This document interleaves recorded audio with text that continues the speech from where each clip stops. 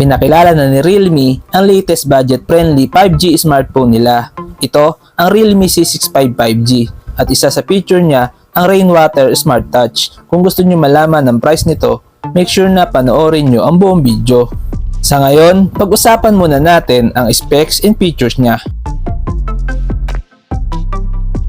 Meron nga pala siyang 6.67-inch HD Plus IPS LCD display with 720x1604 pixel resolution.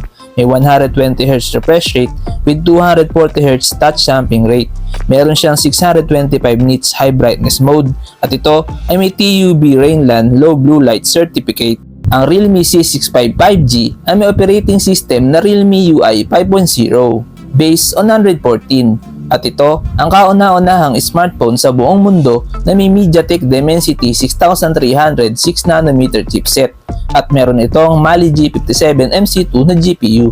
Ang smartphone na to ay may 4 or 6GB of RAM plus 6GB dynamic RAM with up to 128GB of internal storage, expandable up to 2TB via microSD.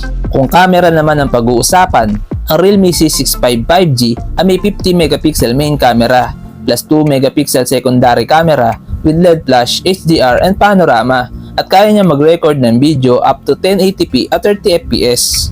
At meron siyang 8MP selfie camera with 1080p at 30fps video recording.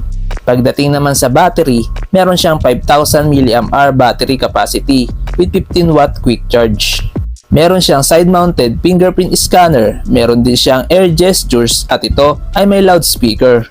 Sa dimensions, meron siyang 165.6 by 76.1 by 7.89mm at may timbang na 190 grams with IP54 dust and splash resistance at ito ay may dual SIM.